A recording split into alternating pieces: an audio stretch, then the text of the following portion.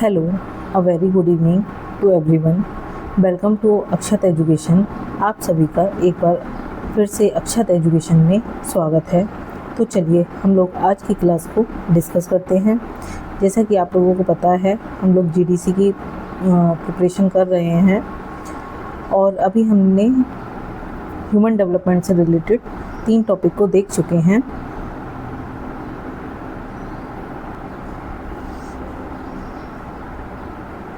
जिसमें human development का introduction concept को देख चुके हैं, ग्रोथ एंड डेवलपमेंट के क्वेश्चंस को देख चुके हैं,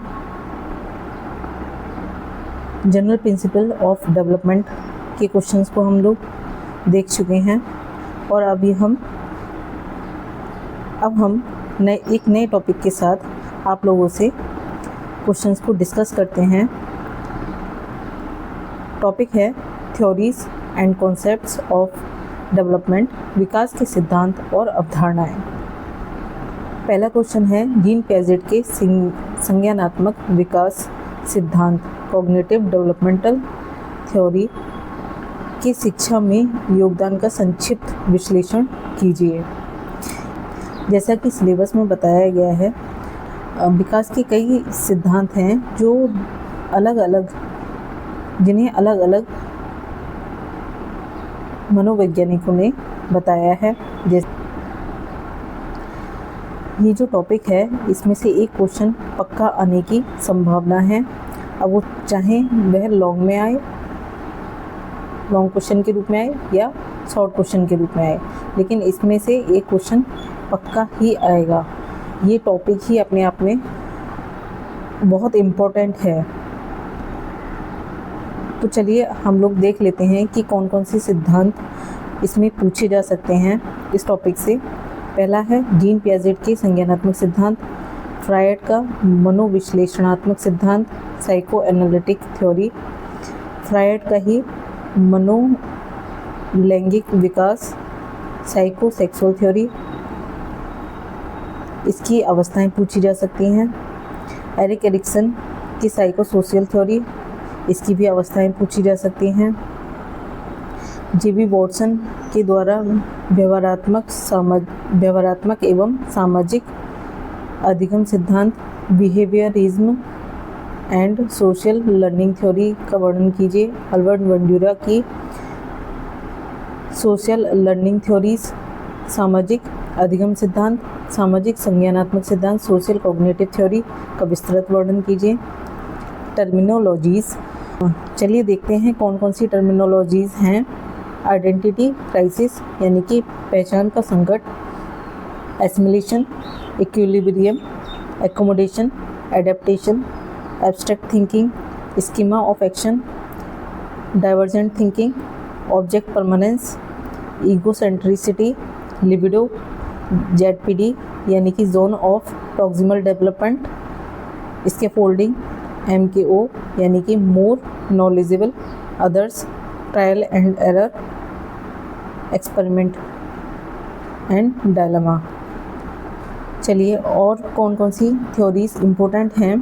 पियाजेट की संज्ञानात्मक विकास की थ्योरी, इसकी 4 अवस्थाएं दी गई हैं, ये बहुत इम्पोर्टेंट है।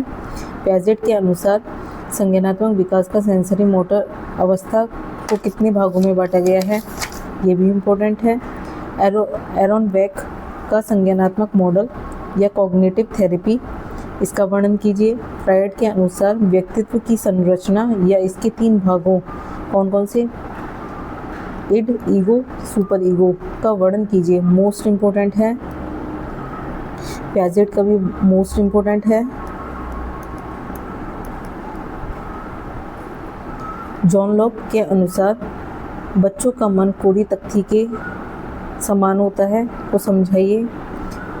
ब्रिज की genetic theory of emotion, John Bowlby के लगाव सिद्धांत या theory of ethological attachment, Kohlberg की मोरल डेवलपमेंट या नैतिक विकास का सिद्धांत और एवं इसकी अवस्थाओं का वर्णन, पुनर्वलन का सिद्धांत, रेनफोर्समेंट थ्योरी या स्टिमुलस रिस्पॉन्स थ्योरी के बारे में बताइए। ले वाइगोट्स्की का सामाजिक सांस्कृतिक सिद्धांत, सोशियो कल्चरल थ्योरी क्या है, का वर्णन कीजिए। एडवर्ड एल थॉर्नडाइक का संबंधवाद का सिद्धांत से क्या तात्पर्य है। इवन पेवलोव की क्लासिकल कंडीशनिंग थ्योरी के बारे में समझाइए। बीएफ स्किनर की क्रिया प्रस्तुत अनुबंध का सिद्धांत यानी कि operant conditioning theory, instrumental conditioning theory को समझाइए।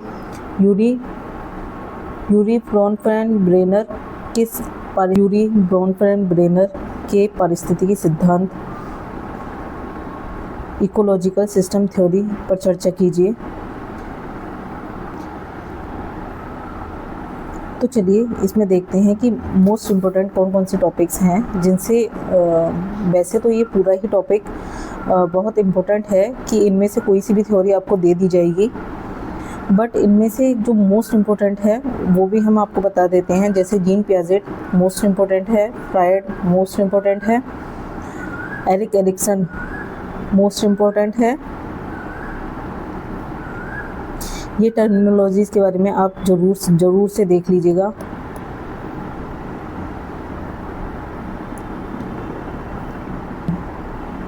कोहलबर्ग मोस्ट इम्पोर्टेंट है।